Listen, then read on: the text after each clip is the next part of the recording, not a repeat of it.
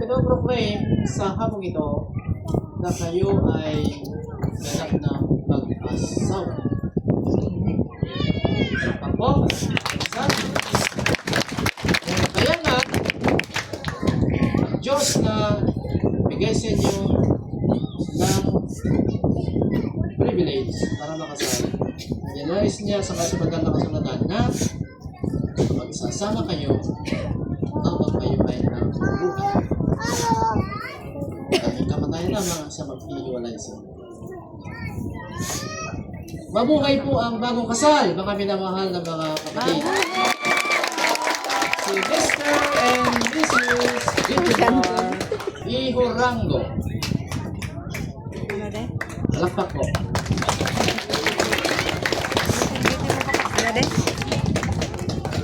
Basta.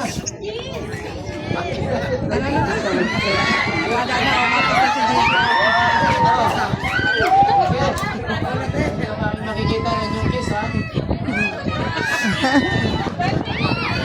Kejadian itu sudah patagan.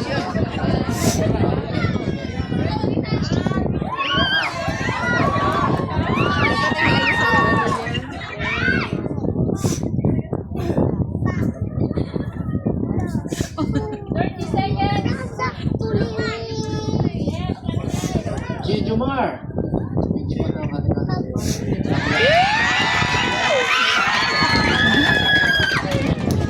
Wala na yung sabi ni JJ. Buhay po kayo kasal. Anak ron.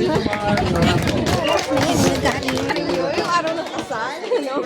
Iba yung araw ng kasal eh. Ito yung bigyan na pong panahon. May pang tatlo pa yan, anak. Ito yung pagpadaloy ng ating programa.